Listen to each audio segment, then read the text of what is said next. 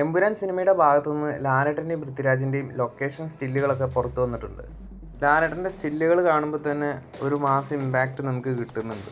ഒരുപക്ഷെ സിനിമയുടെ പോസ്റ്ററുകളെക്കാളും വളരെ വലിയ ഇമ്പാക്റ്റാണ് സിനിമയുടെ സ്റ്റില്ലുകൾ കാണുമ്പോൾ കിട്ടുന്നത്. ഈ ഒരു കൂട്ടത്തിൽ പൃഥ്വിരാജും ലാലേട്ടനും ഒപ്പം നിൽക്കുന്ന സ്റ്റില്ലുകളും ഉണ്ട്. അതിൽ ഈ ഒരു സ്റ്റില്ല് എനിക്ക് ഭയങ്കരമായിട്ട് ഇഷ്ടമായി. സയ്യിദ് മസൂദ് എന്ന ക്യാരക്ടറായിട്ട് നിൽക്കുന്ന പൃഥ്വിരാജിൻ്റെ സ്റ്റിൽസും ഉണ്ട്. സയ്യിദ് മസൂദ് എന്ന പൃഥ്വിരാജിൻ്റെ കഥാപാത്രത്തിന് ഈ ഒരു സിനിമയിൽ ശക്തമായൊരു ബാക്ക് സ്റ്റോറിയൊക്കെ ഉണ്ട്. ലാലേട്ടൻ്റെ കഥാപാത്രം എങ്ങനെയാണ് ഈ ഒരു ക്യാരക്ടറിനെ പരിചയപ്പെടുന്നത്, അവർ തമ്മിൽ ഒന്നിക്കുന്നത്, അതെല്ലാം ഈ ഒരു സിനിമയിൽ നമുക്ക് കാണാൻ സാധിക്കും. എന്തായാലും എമ്പുരാൻ സിനിമ കാണാൻ പോകുന്നവരോട്, എമ്പുരാൻ സിനിമ ഒരിക്കലും ഒരു മാസ് മസാല ചിത്രമല്ല, മാസും ക്ലാസും ചേർന്ന ഒരു ചിത്രമാണ്. ലൂസിഫർ സിനിമ പോലെ. ലൂസിഫർ സിനിമയുടെ സീക്വലും പ്രീക്വലും ആയിട്ടാണ് എമ്പുരാൻ സിനിമ ഒരുങ്ങുന്നത്. അതുപോലെ നമ്മൾ കണ്ടിട്ടില്ലാത്ത ഖുറേഷി അബ്രഹാമിൻ്റെ ലോകവും ഈ ഒരു സിനിമയിലൂടെ കാണാൻ സാധിക്കും. എമ്പുരാൻ സിനിമ UK വമ്പൻ റിലീസാണ് പ്ലാൻ ചെയ്യുന്നത്. ഏകദേശം 218 സ്ക്രീനുകളിലാണ് സിനിമ UK റിലീസ് ചെയ്യുന്നത്.